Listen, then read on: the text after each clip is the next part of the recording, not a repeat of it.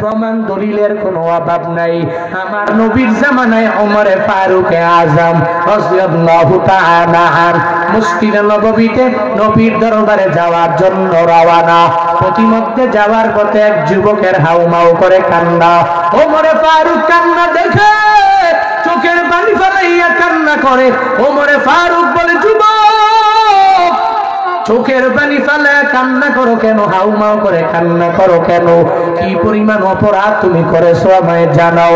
ওমরে ফারুক যুবকের কান্না দেখে নিজেও চোখের পানি ফেলায়।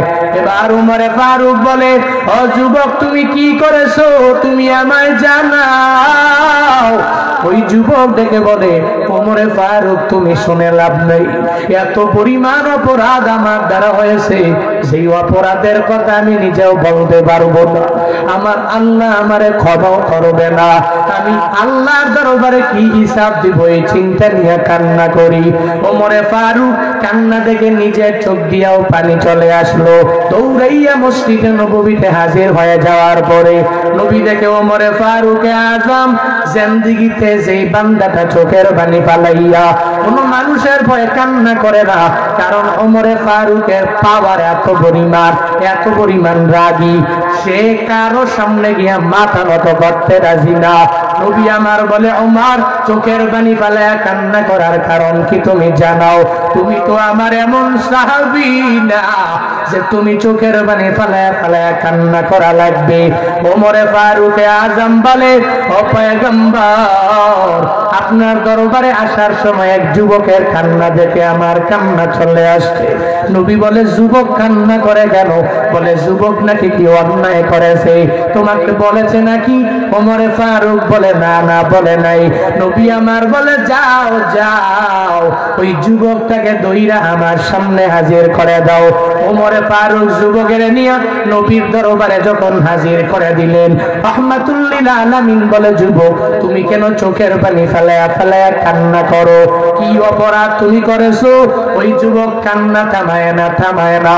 নবী আমার বলে, কি অপরাধ করেছো জানাও না?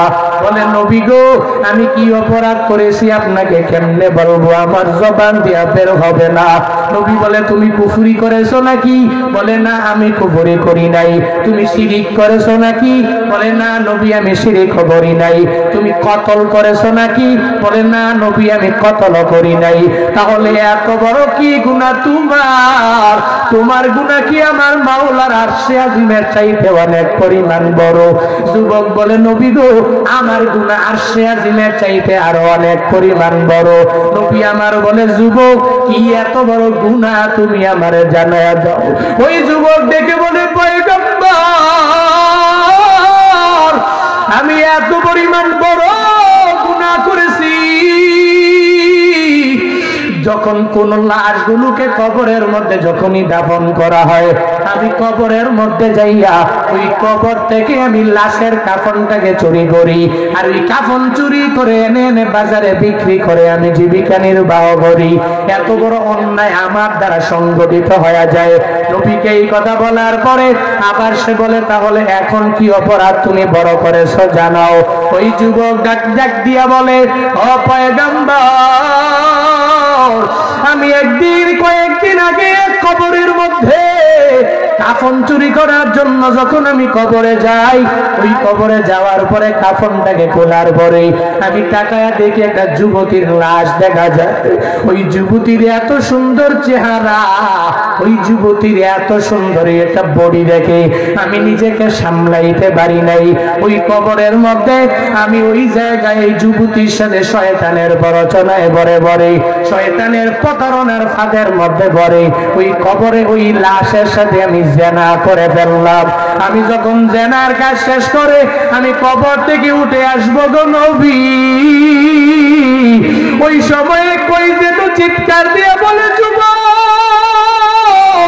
তুই কোন দিকে যাও, কোথায় যাও? এই বড় লাশের মিছিলের মাঝে তুই কেন আমাকে নাপাক করে করে তুই কোন দিকে যাও? রবের দরবারে হিসাব কি দিবা না? তুই কি কবরের মধ্যে আসা লাগবে না? এই কবরের ঘাটিতে একদিন তোর কি আসা লাগবে না? ও যুবক, তুই এতগুলো লাশের মধ্যে আমার সাথে জেনার কাজের মধ্যে লিপ্ত হয়ে গেলা, আবার আমাকে অপবিত্র করে। এরপরে যুবক, তুই কোন দিকে দৌড়াইয়া যাও?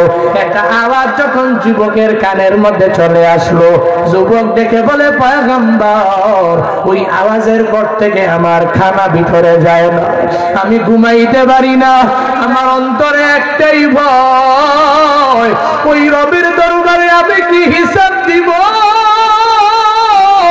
ওই রবের দরবারে কি হিসাব দিব আমি? এই চিন্তা নিয়ে আমার ঘুম আসে না, আমি ঠিক মতো খাবারও খাইতে পারি না। কবি বলে, যুবক রে, এত পরিমাণ বড় গুনাহ কি একজন যুবকের দ্বারা সম্ভব?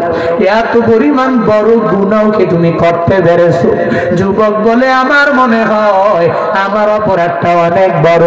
সাথে সাথে দৌড়াইয়া নবীর দরবার থেকে দৌড়াইয়া যায়, এক পাহাড়ের চূড়ার মধ্যে দাঁড়ায়া যায়। পাহাড়ের চূড়ায় দাঁড়াইয়া ওই যে নবীর শেখানো এই ইস্তিগফার আল্লাহর কাছে বলে, সাইয়্যিদুল ইস্তিগফার, আল্লাহুম্মা আনতা রাব্বি লা ইলাহা ইল্লা আনতা খলাকতানি ওয়া আনা আবদুক ওয়া আনা আলা আহদিক ওয়া ওয়া'দিকা মাসতাতা'তু আউযু বিকা মিন শাররি মা সানা'তু আবুউ লাকা বিনি'মাতিকা আলাইয়া ওয়া আবুউ লাকা বিযামবি ফাগফির লি ফাইন্নাহু লা ইয়াগফিরুদ যুনুবা ইল্লা আনতা। আল্লাহর কাছে বারবার বলে, হে মালিক, আমি এত পরিমাণ অন্যায় করেছি, এত পরিমাণ অপরাধ করেছি, আমি জানি আমি তোমার গোলাম, তুমি হলা আমার রব। ও আল্লাহ, তুমি আমাকে ক্ষমা করতে পারো, তুমি চাইলে আমারে ক্ষমা করা সম্ভব, দুনিয়ার কেউ আমারে ক্ষমা করতে পারবে না। তুমি বানাইছো, আমি বান্দাকে ক্ষমা করলে তোমার কোনো অপকার হবে না, তোমার কোনো ক্ষতিও হবে না। আমার আল্লাহর কাছে যুবকের ওই কান্না বা বড্ড পছন্দ হয়ে গেল, ভারী পছন্দ হয়ে গেল।